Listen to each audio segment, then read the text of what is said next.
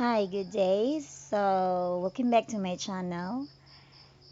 Today we are going to answer your questions.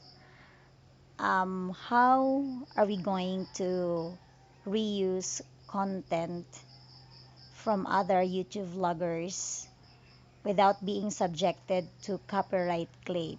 Or can we reuse some content from other video vloggers? The answer is yes. But we have to make it sure that that video is reusable, and we will find out today how to know if that video can be reused as your content. So let's start now. Okay, just follow my steps. First, we have to go to the Google Chrome. Then you're going to type here youtube.com, and then on the search bar you are going to type there the topics that you want. Say for example, I want topic about losing weight or how to lose weight. How to lose weight without exercise. How to lose weight fast without exercise. So as you can see, there are a lot of videos in here for a while. Say for example, you want to find out if those videos are not subject to copyright claim, so you have to go to the filter part. Click the filter and you are going to look for the Creative Commons for a while.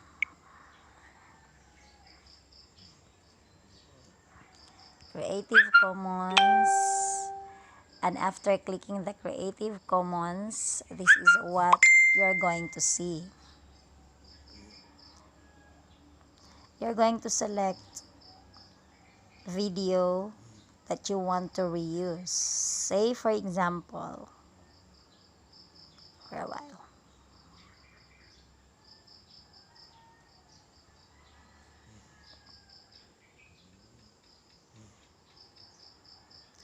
Say for example, we will choose this: how to lose 20 kilogram in 10 days, no strict diet, no exercise, with the secret lose weight, belly fat at home.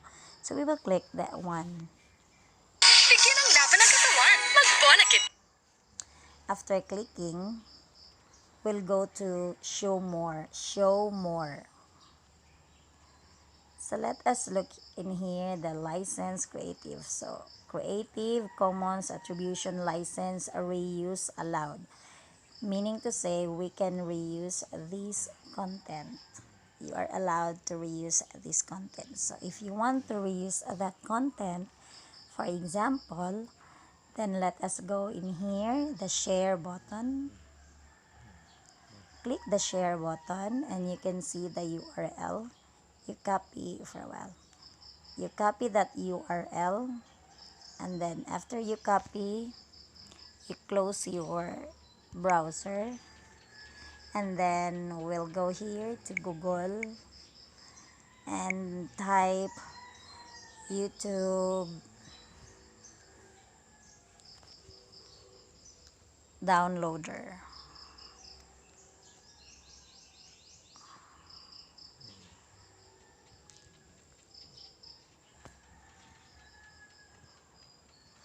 So click that one.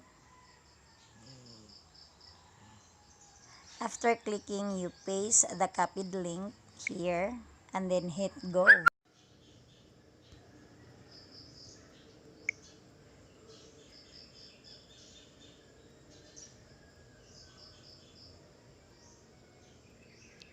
A few moments later.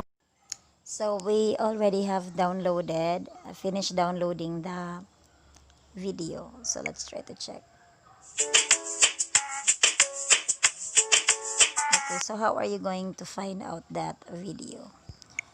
So you can find it here in the file manager, local files, device storage.